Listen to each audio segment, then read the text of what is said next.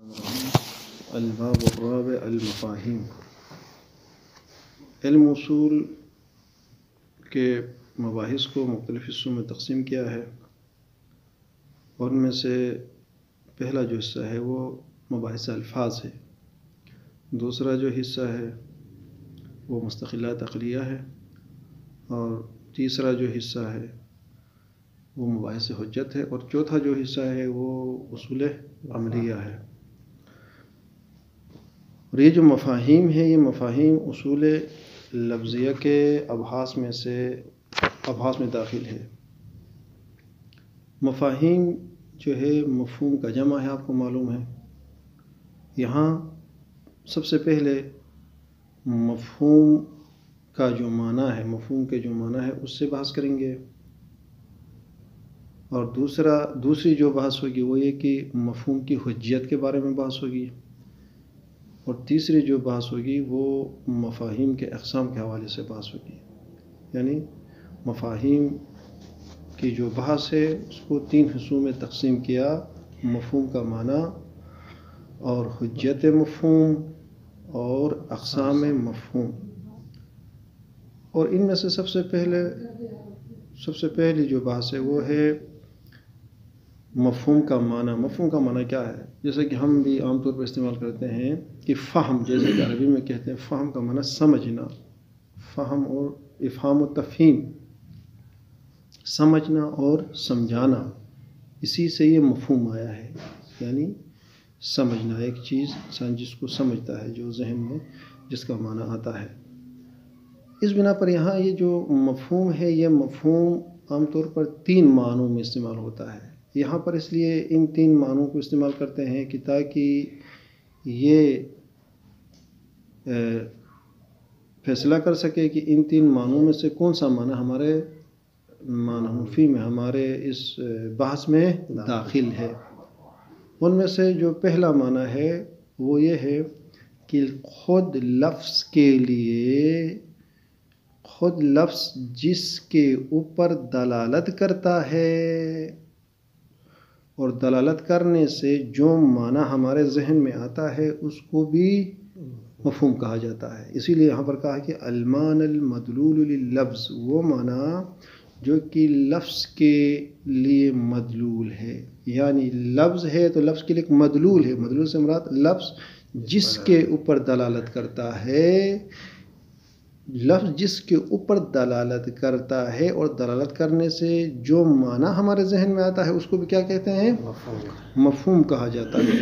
جیسا کہ کتاب ہے، لفظ کتاب دلالت کرتا ہے، لفظ کتاب کس کے اوپر دلالت کرتا ہے؟ اسی چیز کے اوپر، تو یہ معنی ہے۔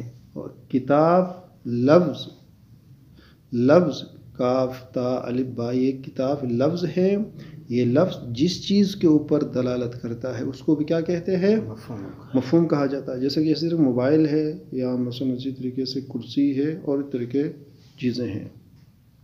بس مفہوم کا ایک معنی یہ ہو گیا کہ مفہوم سے مراد وہ معنی ہے جس کے اوپر خود لفظ دلالت کرتا ہے۔ دوسرا جو معنی ہے وہ مصداق کے مقابلے میں آتا ہے۔ کس کے مقابلے میں آگا؟ مصداق کے مقابلے میں۔ یعنی اس سے مراد کیا ہے؟ ہر وہ چیز جس سے کوئی معنی سمجھ میں آ جائے، ہر وہ چیز جس سے کوئی معنی اور مطلب سمجھ میں آ جائے اس کو بھی مفہوم کہا جاتا ہے۔ یعنی بات نہیں، ہر وہ چیز جس کو انسان سمجھتا ہے، ہر وہ چیز جس سے کوئی مطلب اور کوئی معنی انسان سمجھتا ہے تو اس کو بھی مفہوم کہا جاتا ہے۔ یعنی کیا مطلب؟ اس کا مطلب یہ ہے کہ اگر اشارے سے اگر آپ ایک چیز کو سمجھتے ہیں تو وہ بھی ایک مفہوم ہے، لفظ کے ذریعے سے تو وہ بھی ایک مفہوم ہے، کسی رمز کے ذریعے سے اگر آپ ایک مطلب کو سمجھتے ہیں تو وہ بھی مفہوم ہے۔ بس اس بنا پر یہ جو دوسرا معنی ہے، یہ دوسرا معنی پہلے جو معنی ہے اس سے عام ہے، کیونکہ پہلے اس میں کیا تھا؟ یعنی مفہوم سے مراد وہ معنی جس کے اوپر خود لفظ دلالت کرے۔ جس کے اوپر خود لفظ دلالت کرے تو اس کو مفہوم کہا جاتا ہے. دوسرا جو معنی ہے مفہوم کا وہ یہ کہ ہر وہ چیز جو کسی معنی کے اوپر دلالت کرے، یعنی ہر وہ چیز جس سے کوئی مطلب سمجھ میں آ جائے تو اس سے بھی یعنی مفہوم کہا جاتا ہے. یعنی دوسرے الفاظ میں ہر وہ معنی جس کو انسان سمجھتا ہے اس کو مفہوم کہا جاتا ہے. یہ دوسرا معنی ہے. یہ معنی پہلے معنی سے عام ہے. اور تیسرا معنی جو اصل ہمارا مفہوم میں داخل ہے وہ ہے مفہوم سے مراد جو منطوق کے مقابلے میں آتا ہے. کس کے مقابلے میں آتا ہے؟ منطوق. یعنی منطوق کے مقابلے میں آتا ہے. وہ جو ہے اس کو کیا کہتے ہیں؟ مفہوم کہا جاتا ہے. یعنی منطوق سے مراد انسان الفاظ کے ذریعے، یعنی انسان یعنی زبان سے جن کلمات کو جاری کرتا ہے اس کو کیا کہتے ہیں؟ منطوق کہتے ہیں. اس کو منطوق کہتے ہیں. اس منطوق کے مقابلے میں جو آتا ہے اس کو مفہوم کہتے ہیں. جیسے کہ ان جاء زید فاکرمہ، یہ منطوق ہے. ان جاء زید فاکرمہ، اگر زید آ جائے تو آپ اس کا اکرام کریں. یہ منطوق ہے. اب اس کے مقابلے میں ہے وہ کیا ہے؟ اگر زید نہ آئے تو اکرام بھی نہ کرو. یہ مفہوم ہے. یہ مفہوم کس کے مقابلے میں آیا ہے؟ منطوق سے. یعنی منطوق کے پیٹ سے نکلا ہے. یہ منطوق کے پیٹ سے نکلا ہے. تو فرماتے کہ یہی ہمارے معنی نفی میں داخل ہے. یہی ہمارے معنی نفی میں داخل ہے. کیونکہ یہ جو مفہوم ہے، یعنی جس مفہوم کو منطوق نے اٹھایا ہے، جس مفہوم کو کس نے اٹھایا ہے؟ منطوق نے اٹھایا ہے. یعنی تیسرا معنی یہ ہو گیا کہ جو کہ منطوق کے مقابلے میں آتا ہے. اور منطوق کے مقابلے میں آنے سے مراد یہ ہے، السلام علیکم ورحمۃ اللہ وبرکاتہ، منطوق کے مقابلے میں آتا ہے، اس سے مراد یہ ہے کہ یہ مفہوم منطوق کے پیٹ سے نکلے گا. منطوق سے نکلے گا. کیسے نکلے گا؟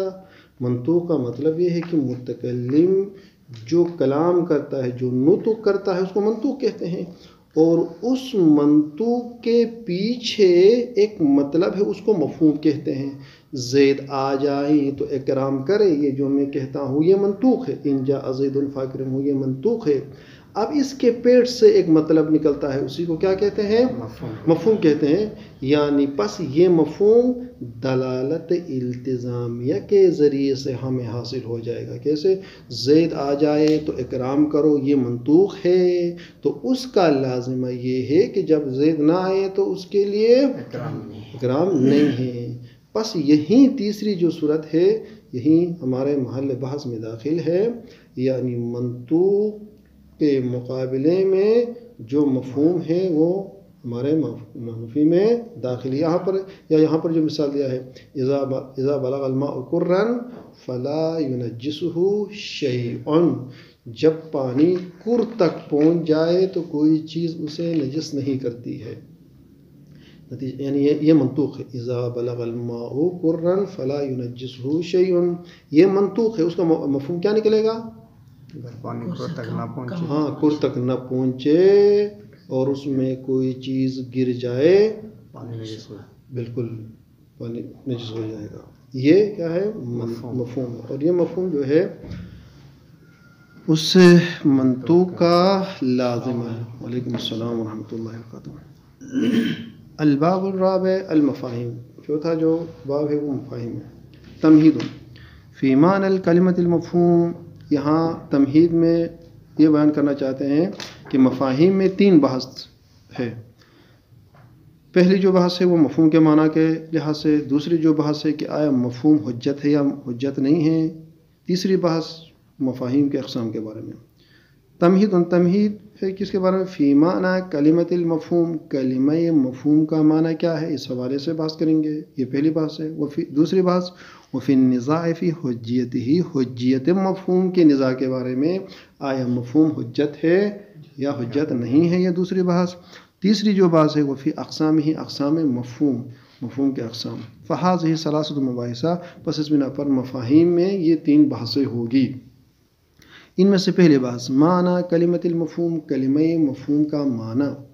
تطلق کلمۃ المفہوم، کلمہ مفہوم کو استعمال کیا جاتا ہے علی ثلاثۃ معانی، 3 معنی کے اوپر.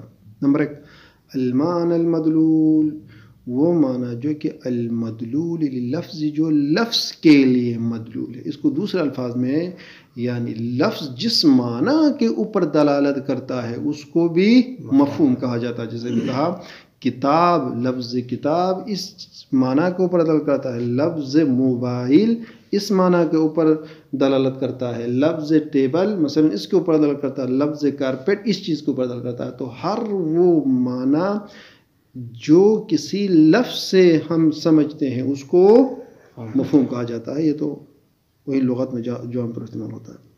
الذی، وہ لفظ یفہم منہ، جس لفظ سے جس معنی کو سمجھا جاتا ہے اس کو مفہوم کہا جاتا ہے. پس فیساوی، پس یہ معنی یا یہ مفہوم برابر ہوگا کلمۃ المدلول، کلمہ مدلول کا، سواء کان مدلولا لمفرد، یعنی برابر ہوگا. برابر سے مراد کیا ہے؟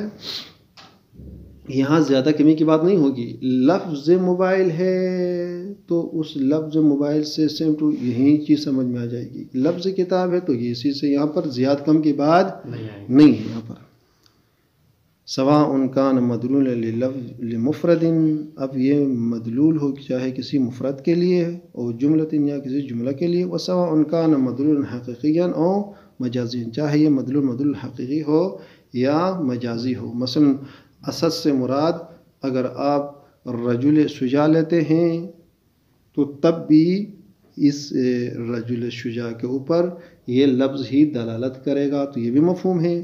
چاہے اسد سے مراد آپ معنی حقیقی حیوان مفترس لے لیں تب بھی یہاں پر مفہوم ہے. دوسرا جو ہے ما یقابل المصداق، جو مصداق کے مقابلے میں آتا ہے. فیراد منہ، اس سے ارادہ کیا جاتا ہے، مراد لیا جاتا ہے کل معنی، ہر وہ معنی یفہم جس کو سمجھا جاتا ہے. بس دوسرا معنی سے مراد کیا ہو گیا؟ ہر وہ چیز جس کو انسان سمجھ سکتا ہے اس کو بھی مفہوم کہتے ہیں. دیکھیں وَإِن لَمْ يَكُنْ مَدْلُولًا لِلْلَفْظِ، اگرچہ اس معنی کے اوپر لفظ دلالت نہ بھی کرے، یا دوسرا وَإِن لَمْ يَكُنْ مَدْلُولًا، اگرچہ وہ مفہوم مدلول نہ ہو کسی لفظ کا، یعنی اس مفہوم کے اوپر اگرچہ لفظ دلالت نہ بھی کرے لیکن اس کو انسان سمجھ سکتا ہو تو اس کو کیا کہتے ہیں؟ مفہوم کہتے ہیں. جیسے کہ اشارہ کے ذریعے سے آپ کسی کو کچھ سمجھانا چاہتے ہیں تو اس کو مفہوم کہتے ہیں. رمز کے ذریعے سے آپ کو سمجھانا چاہتے ہیں تو اس کو مفہوم کہتے ہیں. یا آج کل مثلا گاڑی والوں کو سمجھانے کے لیے مختلف قسم کے مثلا اشارہ ہے، یہ کیا ہے؟ یہ مفہوم ہے. پس اس بنا پر دوسرا جو معنی ہے وہ پہلے معنی سے زیادہ وسیع ہے، کیونکہ پہلا جو معنی تھا اس میں صرف لفظ کے ذریعے سے انسان جس کو سمجھتا ہے اس کو مفہوم کہتے ہیں. دوسرا جو مفہوم اس سے مراد ہر وہ چیز جس کو انسان سمجھ سکتا ہے، چاہے وہ لفظ کے ذریعے سے یا غیر لفظ کے ذریعے سے. فَيَعُمُّ، اسی لیے کہتے ہیں کہ فَيَعُمُّ الْمَعْنَى الْأَوَّلِ وغیرہ. پس یہ جو دوسری جو قسم ہے یہ قسم معنی اول کو بھی اور غیر معنی اول کو بھی شامل کرتا ہے. تیسرا جو معنی ہے مفہوم کے لیے ما یقابل المنطوق، جو منطوق کے مقابلے میں آتا ہے. منطوق انسان جو خود کلام کرتا ہے، جو نطق کرتا ہے، اس نطق کے مقابلے میں جو مطلب اور جو معنی سمجھ میں آتا ہے اس کو مفہوم کہتے ہیں. وہوا، یہ جو منطوق کے مقابلے میں آتا ہے یہ معنی اخص من الاولین، پہلے والوں دونوں سے اخص ہے. وہذا هو المقصود بالبحث ہونا، فرماتے ہیں یہ جو تیسرا معنی ہے یہی مقصود ہے بحث کرنے کے حوالے سے. وہو اصطلاح اصولی، یہ اصولی اصطلاح ہے. یختص، یہ معنی یہ مفہوم مختص ہے بالمدلولات الالتزامیہ، مدلولات التزامیہ کے ساتھ، للجملہ ترکیبیہ، جو کہ جملے ترکیبیہ کے لیے ہیں. یعنی اس بنا پر اس کے اندر یعنی جو مفہوم منطوق کے مقابلے میں آتا ہے جب ہم یہ کہتے ہیں تو یہ دلالت التزامیہ کے ساتھ مختص ہوگا. کیسے؟ ان جاء زید فاکرمہ، یہ منطوق ہے، اگر زید آ جائے تو اکرام کرے. اس کا مفہوم کیا ہوگا؟ اگر زید نہ آئے تو اکرام نہ کرے. تو منطوق کا لازمہ مفہوم، منطوق کا لازمہ کیا ہوگا؟ مفہوم. اسی لیے اس کو کہا کہ یہ مختص ہے، یہ مفہوم مختص ہے دلالت التزامیہ کے ذریعے سے،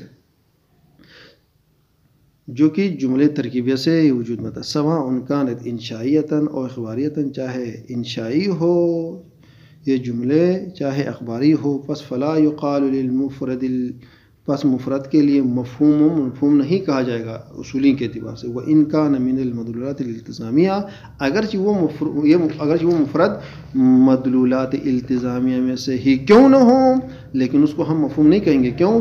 یہ ذہن میں رکھے کہ یہ جو تیسرا جو معنی ہے اس میں ضروری ہے کہ ایک تو جملہ ہو، دوسرا کیا ہے گا؟ دلالت التزامیہ ہو. یہ اسی لیے کہا مفرد اگرچہ مفرد ہو لیکن دلالت التزامیہ ہو تب بھی ہم اس کو مفہوم نہیں کہیں گے.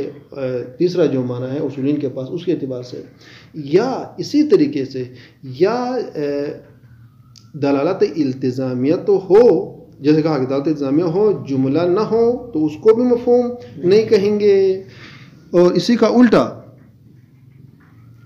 مثلا جملہ ہے لیکن دلالت التزامیہ نہیں ہے، جملہ ہے لیکن دلالت التزامیہ نہیں ہے تو اس کو بھی ہم مفہوم نہیں کہیں گے. بس اس لیے یہ دونوں ضروری ہے، دلالت التزامیہ بھی ہو اور جملہ بھی ہو. اما منطوق سے مراد بات واضح ہے. مقصودہم علماء اصولین کا جو مقصود ہے منہم مقصود سے اس منطوق سے ما وہ مراد ہے یدل علیہ جو اس منطوق کے اوپر دلالت کرے لفظ فی حد ذاتی بذات خود، یعنی منطوق کے اوپر بذات خود لفظ دلالت کرے.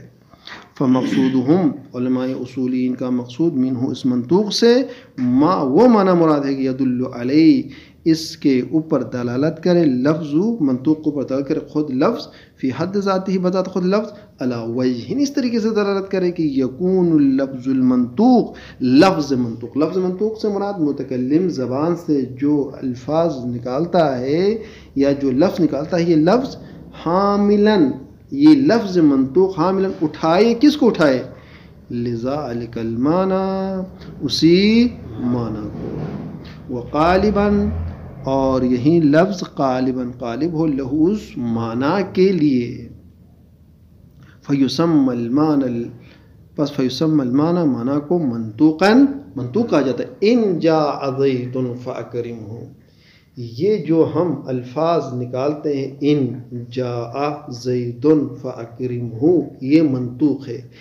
ان الفاظ نے جس معنی کو جن معنی کو اٹھایا ہے اسی کو کیا کہتے ہیں؟ منطوق کہتے ہیں. یا جیسا کہ اذا بلغ الماء قرا لا ينجسه شيء، اگر پانی قر تک پہنچ جائے تو کوئی چیز اسے نجس نہیں کر سکتی ہے. تو ان الفاظ سے جو معنی وجود میں آیا ہے، ان الفاظ نے جس معنی کو اٹھایا ہے اسی کو منطوق کہا جاتا ہے. فیسم المعنی منطوق، اس معنی کو منطوق کہا جاتا ہے. کیوں؟ تسمیۃ للمدلول باسم الدال، فرماتے ہیں کہ تسمیۃ للمدلول مدلول کے لیے نام دیا ہے باسم الدال، دال کا جو نام ہے. دال الفاظ ہے، دال کیا ہے گا؟ الفاظ ہیں. الفاظ کے جو نام ہیں وہ نام کس کے لیے دیا ہے؟ معنی اور مفہوم کے لیے دیا ہے. یعنی منطوق سے مراد کیا ہے؟ جو ہم زبان سے جو الفاظ نکالتے ہیں اسی کو کیا کہتے ہیں؟ اسی کو منطوق کہتے ہیں. تو اس کو ہم نے معنی کو بھی ہم نے منطوق کہا. تو یہ جو الفاظ کے لیے جو نام ہے وہ معنی کے لیے رکھ دیا تو اسی کو کہتے ہیں منطوق، یعنی تسمیۃ المدلول باسم الدال.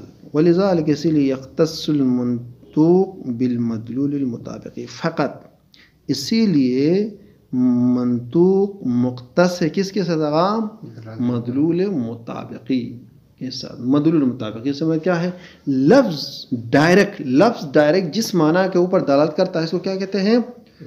دلالت مطابقی کہتے ہیں. الفاظ جن معنی کے اوپر دلالت کرتے ہیں ڈائریکٹ اس کو دلالت مطابقی کہتے ہیں. وَإِن كَانَ الْمَعْنَى مَجَازًا اگرچہ معنی مجازی ہی کیوں نہ ہو. قد استعمل فيه اللفظ بقرینۃ کبھی لفظ اس معنی میں استعمال ہوتا ہے قرینے کے ساتھ. جیسا کہ وہیں اسد والی مثال لے لیں، قرینے کے ساتھ یعنی آپ استعمال کر سکتے ہیں. وعلیہ پس اس بنا پر فالمفہوم الذی یقابلہ ما لم یکن اللفظ حاملا لہ دالا علیہ بالمطابقہ. یہ مفہوم کی تعریف سمجھ لے کہ اگرچہ اس مقصل جو تعریف ہے وہ بعد میں آئے گی لیکن سمجھانے کے لیے فالمفہوم الذی مفہوم وہ ہے. دیکھیں مفہوم وہ ہے یقابلہ اس کے مقابلے میں، مفہوم کے مقابلے میں ما لم یکن اللفظ حاملا لہ کہ لفظ اس مفہوم کو اٹھانے والا نہیں ہے. فالمفہوم الذی مفہوم وہ ہے کہ یقابلہ اس کے مقابلے میں ما ایسی چیز نہیں ہوتی ہے کہ لم یکن اللفظ حاملا کہ لفظ اٹھائے لہو اس مفہوم کو کہ دالن علیہ کہ وہ لفظ دلالت کرے اس مفہوم کے اوپر بالمطابقتی مطابقت کے ذریعے سے. یعنی کیا مطلب؟ یعنی مفہوم ایسی چیز نہیں ہے کہ خود لفظ دلالت مطابقی کے ذریعے سے اس مفہوم کو اٹھائے، بلکہ دلالت التزامی کے ذریعے سے مفہوم سمجھ میں آتا ہے. الفاظ خود ڈائریکٹ مفہوم کے اوپر دلالت نہیں کرتے ہیں. خود کہتے ہیں ولیکن یدل علیہ لیکن یدل علیہ اس مفہوم کے اوپر دلالت کرتا ہے باعتبار ہی اس اعتبار سے کہ لازماً لمفاد الجملہ. ولیکن یدل علیہ باعتبار ہی لیکن یدل علیہ اس سے ولیکن یدل کا جو فعل ہے وہ لفظ، لیکن لفظ دلالت کرتا ہے علیہ اس سے کس کے اوپر؟ مفہوم کے اوپر. باعتبار ہی اس مفہوم کے اعتبار سے کہ لازماً لمفاد الجملہ یہ مفہوم لازم ہے لمفاد الجملہ اس جملے کے مفاد اور اس کے کیا ہے لب لباب ہے بنحو اللزوم البین بمعنی الاخص لزوم البین بمعنی الاخص کے طور پر. یعنی کیا مطلب؟ مفہوم کے اوپر خود الفاظ دلالت نہیں کرتے ہیں لیکن یہ جو مفہوم ہے یہ اس منطوق کا لازمہ ہے، اس منطوق کا لازمہ ہے. وَلِأَجْلِ هَذَا اسی لیے يَخْتَصُّ الْمَفْهُومُ بِالْمَدْلُولِ الالتزامی اسی لیے مفہوم مختص ہے مدلول التزامی کی طرف. یہاں تک دو باتیں مکمل سامنے آ گئی. منطوق کے اوپر دلالت مطابقی ہے اور مفہوم کے اوپر جو دلالت ہے دلالت ہے بات واضح ہے. ان جاء زید فاکرمہ یہ کیا ہے؟ منطوق یا مفہوم ہے؟ یہ منطوق ہے. ان جاء زید فاکرمہ یہ منطوق ہے اور اس کا مفہوم کیا نکلے گا؟ اگر زید نہ آئے تو اکرام نہ کرے. یہ کیا ہے؟ مفہوم ہے. یہ مفہوم ہے. یہ دلالت التزامی کس کا دلالت التزامی ہے؟ ان جاء زید فاکرمہ. پس ان جاء زید فاکرمہ یہ منطوق ہے. منطوق جس معنی کے اوپر دلالت کرتا ہے یہ مطابقی ہے. وہ کیا ہے؟ زید آئے تو اکرام کرو، یہ دلالت مطابقی. اور زید نہ آئے تو اکرام اس کے لیے نہیں ہے، یہ جو اکرام اس کے لیے نہیں ہے یہ دلالت التزامی کے ذریعے سے. مثال ہو قولہم اور اس کے لیے جو مثال ہے وہ علماء اصولین کا قول ہے اذا بلغ الماء کرا لا ينجسه شیء. جب پانی کر تک پہنچ جائے تو کوئی چیز اسے نجس نہیں کر سکتی ہے. فرماتے کہ پس فالمنطوق فیہ اس کلام میں جو منطوق ہے ہوا مضمون الجملہ، وہ یہ جو جملہ ہے اس کا مضمون ہے. وہ کیا ہے؟ عدم تنجس الماء البالغ قرآن بشیء من النجاسات. پانی کا نجس نہ ہونا وہ پانی جو کر تک پہنچ جائے تو نجس نہ ہونا بشیء من النجاسات، نجاسات میں سے کسی بھی نجس کے ذریعے سے، کسی بھی چیز کے ذریعے سے. یہ منطوق ہے، یہ منطوق ہے.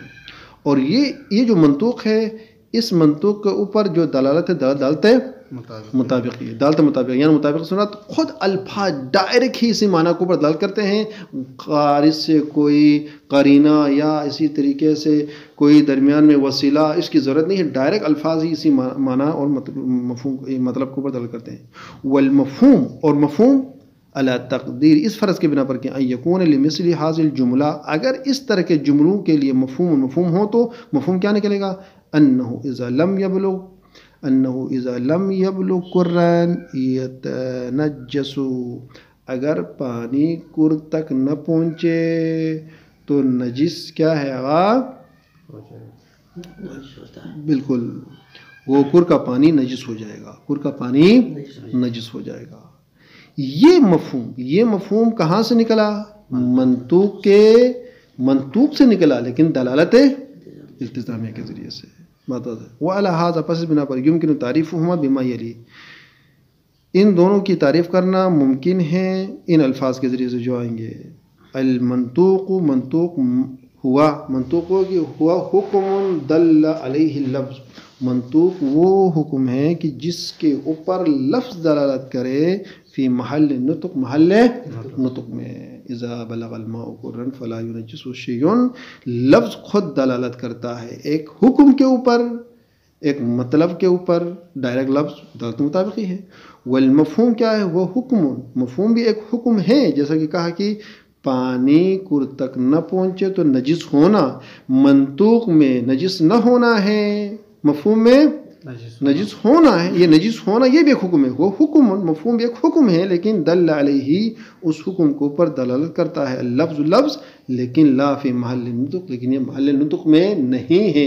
چونکہ مولانا تو صرف ایک ہی کلام جاری کیا ہے، وہ یہ کہ اذا بلغ الماء قرا فلا ينجسه کہا ہے، لیکن اس کا لازمہ یہ ہے کہ ایک اور حکم نکلتا ہے، وہ یہ کہ پانی کر تک نہ پہنچے تو نجس ہے، کر تک نہ پہنچے تو نجس ہے، یہ بھی ایک حکم ہے، لیکن اس کے لیے الفاظ جاری نہیں کیا ہے مولانا نے مثلا.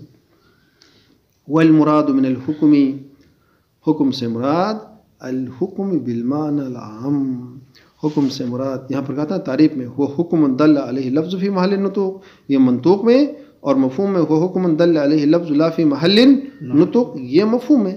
یہاں پر یہ جو حکم کہا ہے، حکم سے مراد کیا ہے؟ عام مراد ہے. عام سے مراد یعنی احکام خمسہ میں سے کوئی ایک نہیں ہے. یہاں پر صرف حرام یا واجب نہیں ہے، بلکہ سب کے سب، واجب، حرام، مستحب، مکروہ، مباح. والمراد من الحکم، حکم سے مراد الحکم بالمعنى العام، اس سے مراد کیا ہے؟ وہ حکم ہے جو بمعنی عام ہے، یعنی لا خصوص احد الاحکام الخمسہ، احکام خمسہ میں سے کوئی ایک نہیں ہے. وعرفوهما ايضا، نیز ان دونوں کی تعریف کیا ہے؟ منطوق اور مفہوم کی تعریف کی ہیں بانہما حکم مذکور و حکم غیر مذکور. منطوق کو حکم مذکور کہتے ہیں اور مفہوم کو حکم غیر مذکور کہتے ہیں. یعنی اگر حکم مذکور ہو تو اس کو منطوق کہتے ہیں، اگر حکم مذکور نہ ہو تو مفہوم. جیسا کہ یہاں پر کہا، یعنی مولانا نے کہا کہ اذا بلغ الماء قرا فلا ينجسه شيء، مولانا امام نے کلام میں ہی اس حکم کو ذکر کیا ہے، تو یہ کیا ہے؟ حکم منطوق ہے، یہ حکم منطوق ہے. اما اس سے ہم نے یہ نتیجہ نکالا کہ جب امام نے یہ فرمایا ہے کہ پانی کر تک پہنچ جائے تو کوئی چیز اس پانی کو نجس نہیں کر سکتی ہے، تو اس کا مطلب یہ ہے کہ کر تک نہ پہنچے تو نجس ہو جائے گا.